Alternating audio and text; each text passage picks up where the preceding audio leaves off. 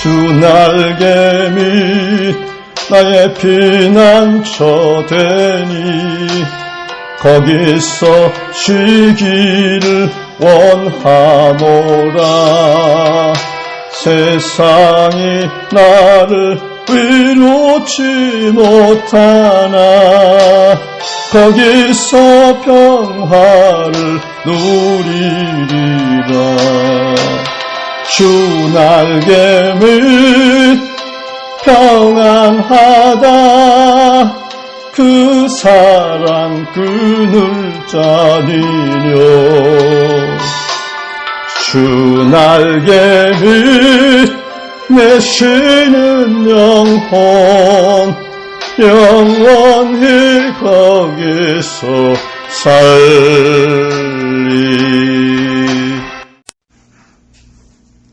할렐루야. 오늘도 말씀이신 하나님이 모두 평안하시기를 축원합니다. 오늘 본문 마태복음 6장 1절 말씀 한번 다시 보겠습니다.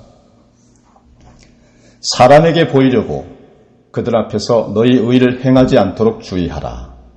그리하지 아니하면 하늘에 계신 너희 아버지께 상을 받지 못하느니라. 아멘.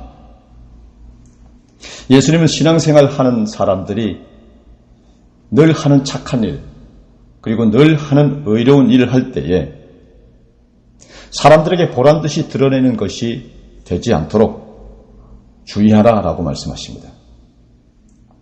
왜냐하면 사람에게 보이려고 하는 선행은 하나님께 상을 받지 못하기 때문이라는 것입니다. 그리고 예수님은 세부적 지침을 계속 말씀하셨습니다. 마태복음 6장 2절 그러므로 구제할 때에 외식하는 자가 사람에게서 영광을 받으려고 회당과 거리에서 하는 것 같이 너희 앞에 나팔을 불지 말라. 진실로 너희에게 이르노니 그들은 자기 상을 이미 받았느니라. 구제란 어려운 사람을 돕는 일을 말합니다. 예수님 당시 유대 팔레스타인 지역에 가난한 사람들이 많았습니다. 그때 유대인들은 신명기의 율법에 따라 신명기 15장 11절의 가르침에 따라 가난한 사람들을 돕고 살았습니다. 그것은 유대인들의 종교적 의무였습니다. 예수님은 구제할 때 나팔을 불지 말라고 말씀하셨습니다. 그 당시 어려운 사람을 도울 때 나팔을 불었거든요. 근처에 있던 사람들이 보고 함께 자선을 베풀도록 장려하자 하는 것이 그 목적이었다고 합니다. 그리고 음식을 나누어 줄 때 먹을 것이 필요한 사람들이 와서 받아가도록, 또 옷을 나누어 줄 때 입을 것이 필요한 사람들이 와서 가져갈 수 있도록 사람들에게 알리고 불러 모으기 위해서 나팔을 불었던 것입니다. 그런데 시간이 지나자 그 좋은 뜻이 변질이 되었어요. 구제하는 사람이 나팔을 불어 사람들의 관심과 주목을 받으려고 했던 것입니다. 자신이 선한 일을 한다는 걸 자랑하고 칭찬받기 위해서 나팔을 불었던 것이에요. 선한 목적으로 불기 시작한 나팔이 결국은 자기만족, 자기 자랑의 도구가 되었다 하는 것입니다. 그래서 예수님이 나팔을 불지 말라라고 말씀하셨던 것입니다. 그리고 또 너희는 기도할 때에 외식하는 자와 같이 하지 말라고 하셨고, 금식할 때에 너희는 외식하는 자들과 같이 슬픈 기색을 보이지 말라 하셨습니다. 예수님 당시 율법을 소중히 여기고 지키고자 힘쓰며 살았던 사람들은 구제와 기도와 금식 이 세 가지를 매우 중요하게 여겼습니다. 그런데 구제하는 사람은 나팔을 불어 자기를 자랑했고요. 기도하는 사람은 큰 거리에 서서 자신이 얼마나 열심히 기도하는지 드러냈고요. 금식하는 사람은 오랜 기간 금식한 것처럼 보이려고 고통스럽고 슬픈 기색을 보였어요. 심지어 얼굴을 흉하게 찡그렸다라고 했습니다. 티를 낸 거죠. 나 알아줘 하고요.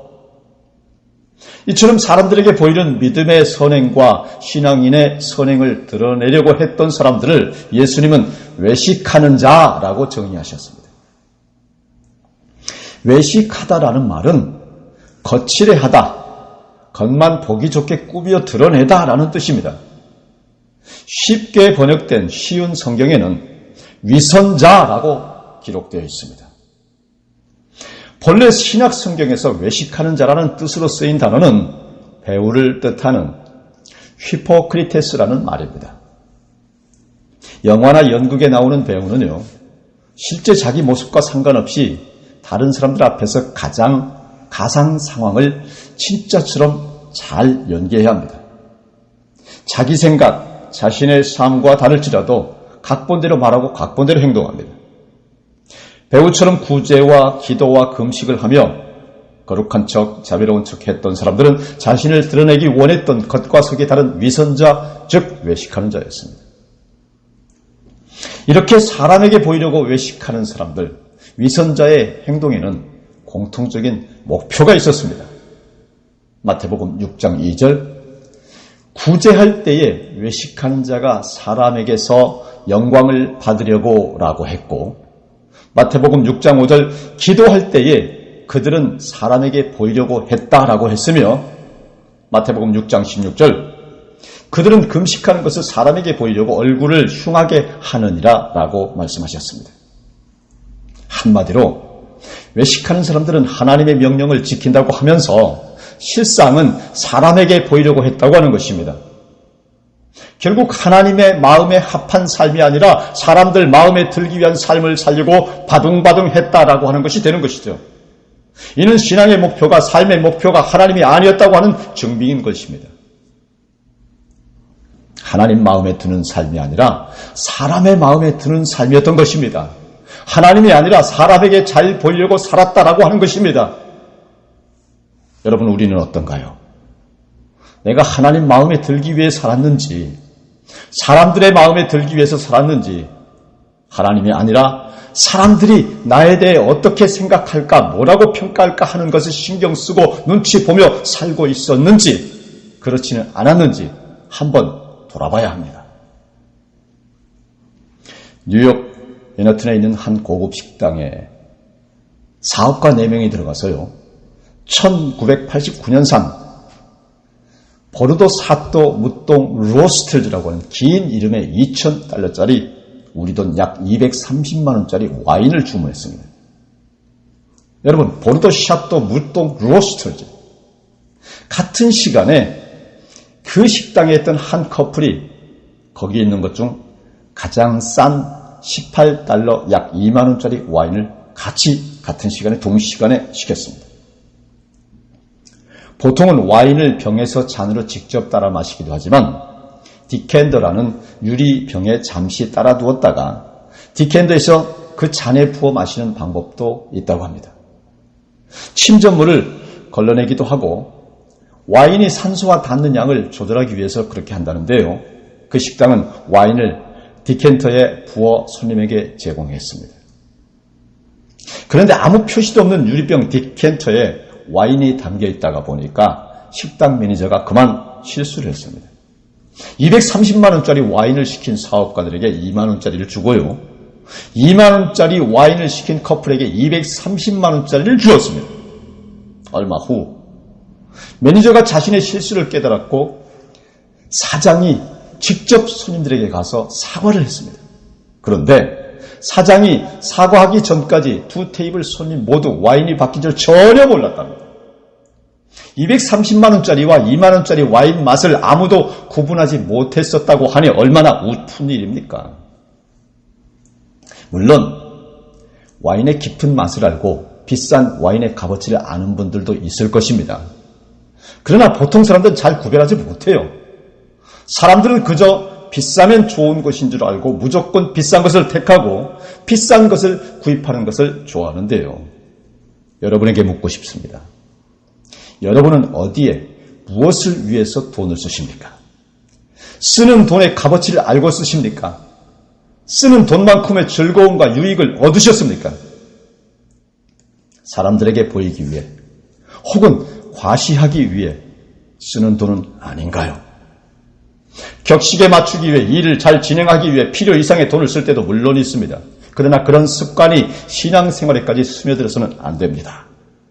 내가 목사니까, 내가 장로니까, 내가 이래도 권사니까, 내가 오래 예수 믿었으니까 이렇게 하면 안 되지, 저렇게 하면 안 되지, 뭔가 달라져야 하잖아 라고 하나님이 아니라 항상 사람들에게 먼저 보이려고 하는 마음으로 사역하고 헌신하고 일하고 있는 것은 아닌가요? 한술 더 떠서 항상 자기 생각이 절대적으로 옳고 자기 판단이 옳고 적어도 나 정도는 해야지 하는 우쭐대는 마음을 품고 계시지는 않습니까? 우리는 때로 자기가 받은 직분 때문에, 자기가 해온 신앙의 연륜 때문에, 자기가 한 건, 자기가 생각한 건 절대 완전 노터치라고 생각하고 그렇게 판단하고 정죄해서 남을 무시할 때가 있습니다. 남에 대해 함부로 말할 때가 있습니다. 여러분, 이런 건 죄이자 질병입니다. 사울이 이스라엘의 왕이었을 때 해변에 모래같이 많았던 블레셋 군대를 보고 놀랐습니다. 이스라엘 사람들은 보이지 않는 곳에 숨죽이고 숨어서 대책 없이 덜덜덜 떨었습니다. 사울은 그런 상황에서도 전쟁을 시작하기 전 하나님께 제사 드리려고 했습니다. 먼저 하나님께 예배드리고 전쟁을 하려고, 그래서 선지자 사무엘을 기다렸는데요. 정한 기한이 한참 지나도 사무엘이 오지 않았습니다. 당시 이스라엘 진영의 상황은 긴박했습니다. 사무엘상 13장 8절로 보니까 사울은 사무엘이 정한 기한대로 이레 동안을 기다렸으나 사무엘이 길갈로 오지 아니하매 백성이 사울에게서 흩어지는지라라고 기록된 바, 하나님께 제사드리고 빨리 전쟁을 시작해야 하는데 시간이 지나도록 제사를 드릴 분이 오지 않았어요. 그러자 백성들이 뿔뿔이 흩어졌습니다. 그래서 사무엘상 13장 9절로 사울이 이르되 번제와 화목제물을 이리로 가져오라 하여 번제를 드렸더니 라고 기록된 바대로 전쟁을 앞두고 급히 스스로 제사를 드리기로 결정합니다. 여러분, 하나님께 예배부터 드리고 전쟁하기로 한 결정은 나무랄 데가 없어요. 하지만 사울은 제사를 받으시는, 즉 예배를 받으시는 하나님께 초점을 맞추지 않았습니다. 전쟁을 두려워하는 백성들이 흩어지려고 하자 흩어진 그 백성들을 모으기 위해서 선지자 사무엘을 기다리지 않고 자기 마음이 급해져서 그만 서둘러서 자기가 제사를 드린 것입니다. 사무엘상 13장 12절에 보면 사울은 블레셋 사람들이 나를 치러 길갈로 내려오겠거늘 내가 여호와께 은혜를 간구하지 못하였다 하고 부득이하여 번제를 드렸나이다 하니라 라고 기록되어 있습니다. 부득이 어쩔 수 없이 그랬다고 하는 거예요. 그런데 사무엘이 뒤늦게 돌아와서 사무엘상 13장 13절에 왕이 망령되이 행하였다라고 기록했습니다. 이는 왕이 바보 같은 일을 했다라고 책망한 것입니다. 사울도 처음에는 사무엘이 와서 번제를 드려줄 것을 기다렸습니다. 사무엘이 2년 전에 그렇게 하겠다고 약속했습니다.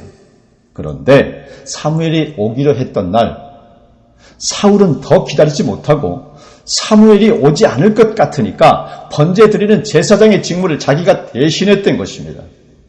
아무리 하나님께 드리는 것이고 하나님의 일을 한다고 할지라도 자기가 해야 할 일이 있고 절대 해서는 안 될 일이 있습니다. 사랑하는 여러분, 잘 들으세요. 내가 신앙생활하는 사람이고 하나님을 아버지로 부르며 기도하고 예수 믿고 구원받아 천국 백성이 된 믿음이 있다 하더라도 내가 할 일이 있고 하지 말아야 할 일이 있습니다. 내가 할 말이 있고 하지 말아야 할 말이 있습니다. 사울은 자신이 하면 안 되는 일을 선지자 사무엘이 해야 하는 일을 자기가 해버렸습니다. 결국 사울의 왕조는 끝날 것이고 다른 사람이 그 왕조를 차지할 것이라고 하는 소리를 듣게 되었습니다. 사랑하는 성도 여러분, 예배는 사람에게 보이는 것이 아니라 받으시는 하나님께 내 모든 마음과 정성을 다하여 드리는 예배가 되어야 합니다. 하나님이 중심이 되는 예배가 되어야 합니다. 사람이 중심이 되면 안 됩니다. 예배 집례를 자기 마음대로 한 이유로 너의 왕조는 끝났다고 하는 말을 사울이 듣게 되었다고 하는 것입니다. 예배 집례를 자기 마음대로 한 것이 죄가 된 것이었습니다. 여러분, 그동안 우리의 예배는 어땠나요? 예배란 예를 갖추어 절한다는 뜻인데 우리의 하나님을 향한 절은 어땠나요? 받으시는 분이 과연 기뻐하실 만한 절이었습니까? 아니면 사람에게 보이려고 하는 선행 중 하나가 아니었습니까? 아니면 자기 만족을 위한 것은 아니었습니까? 예배는 받으시는 하나님 중심으로 하나님이 기뻐하시는 예배가 되어야 합니다. 오늘 우리 주님은 사람에게 보이려는 행동을 주의하라고 하시면서 그 결과에 대해 이렇게 말씀하셨습니다. 마태복음 6장 1절, 그리하지 아니하면 하늘에 계신 너희 아버지께 상을 받지 못하느니라. 아멘. 구제할 때, 기도할 때, 금식할 때 사람의 인정과 칭찬을 포기하고 오직 하나님께만 진실한 마음을 드리라고 말씀하셨습니다. 세상 기준에 맞게 살면 당연히 세상에서 얻는 유익이 많습니다. 당연히 사람들 기준에 맞게 행동하면 사람들에게서 얻는 좋은 평판이 있습니다. 그러나 하나님의 백성은 하나님 마음에 맞는 삶을 살아야 하나님께서 상 주십니다. 하나님께서 다 갚아주십니다. 정리하겠습니다. 저와 여러분은 예수 믿음으로 구원받은 하나님의 자녀입니다. 이 땅에서 육신의 삶이 끝이 아니라는 것을 믿는 영생의 사람, 천국 백성입니다. 세상에서 얻을 유익을 위해 세상 기준에 맞게 살지 않아도, 사람들에게서 좋은 결과를 얻기 위해 사람들 기준에 맞춰 살지 않아도 결국 하나님께서 다 갚아주실 것이라고 하는 것을 믿는 믿음이 우리의 실체요, 우리의 정체성이 되어야 합니다. 사람들이 몰라줄 수 있습니다. 몰라줘도 좋습니다. 하나님이 알아주시고 하나님이 갚아주시면 그만입니다. 우리가 신앙생활 하는 이유가, 우리가 예배드리는 이유가 오늘을 위해서라면 오늘 사람들에게 칭찬 듣고 오늘 박수를 받는 것도 나쁘지 않습니다. 그러나 우리는 영원한 생명을 믿고 순리의 길을 가는 저 높은 곳을 향하여 가는 하늘 백성들입니다. 저도 여러분도 지금 땅을 밟고 살고 있지만 우리는 결국 하늘의 백성입니다. 하늘로 가야 합니다. 우리의 영원한 나라는 하늘나라에 있습니다. 영원한 생명, 예수 그리스도를 믿는 사람들에게 은혜로 주시는 하나님의 선물, 영생의 나라가 바로 하늘에 있습니다. 그러므로 우리는 사람들에게서 받을 영광보다 하나님께 영광 돌리는 일에 더욱 힘써야 합니다. 은밀한 중에 보시는 하나님이 갚으신다고 했습니다. 하나님이 다 갚으십니다. 가정과 일터에서 만나는 사람들에게 듣는 칭찬도 필요하고 또한 중요합니다. 그러므로 칭찬 듣는 여러분 되시기를 주 예수 그리스도의 이름으로 축원합니다. 이웃과 친구들에게 인정받으며 세상에 이름을 드러나는 것도 물론 좋은 일입니다. 그런 자리에서도 이름이 나야 합니다. 그렇게 이름이 나도록 열심히 사시기 바랍니다. 하나님의 아들, 딸들답게 머리가 될지언정 꼬리가 되지 마시기 바랍니다. 그러나 그렇지 아니할지라도 천국에서 다 갚아주실 하나님을 믿으시기 바랍니다. 이름 없이 빚 없이 사람들이 알아주지 않더라도 힘내십시오. 아무도 내가 한 선행을 모른다 할지라도 기죽지 마세요. 어디에서든 모든 걸 보실 하나님이 흐뭇해하시는 모습을 생각하고 어깨 쫙 펴세요. 갚아주시는 하나님을 믿고 감사하고 하나님이 기뻐하시는 삶을 살기 위해서 하나님께 영광 돌리는 삶을 사세요. 무엇을 하든지 하나님의 이름으로 하고 무엇을 하든지 하늘 백성으로서 범사에 승리하고 손대는 일마다 다 잘되는 그런 행복한 삶의 주인공이 다 되시길 주님의 이름으로 축원합니다. 다 같이 기도하시겠습니다. 거룩하시고 사랑이 충만하신 하나님 아버지, 오늘 주신 말씀, 사람에게 보이려고 그들 앞에서 너희 의를 행하지 않도록 주의하라 하신 말씀 가슴에 새깁니다. 먹고 마시고 숨쉬고 걷고 뛰고 울고 웃고 슬프거나 행복하거나 주신 생명으로 무엇을 하든 오직 하나님만 바라보고 하나님만 집중하고 범사에 영광 돌리는 삶을 살게 도와주옵소서. 바람이 참 겨울입니다. 우리 성도님들 마음이 위축되지 않게, 외로워 춥지 않게, 주님 사랑으로 녹여주시고 세상 흉흉함 속에서도 씩씩하게 행복할 수 있도록 은혜 주시옵소서. 예수님 이름으로 기도드립니다. 아멘.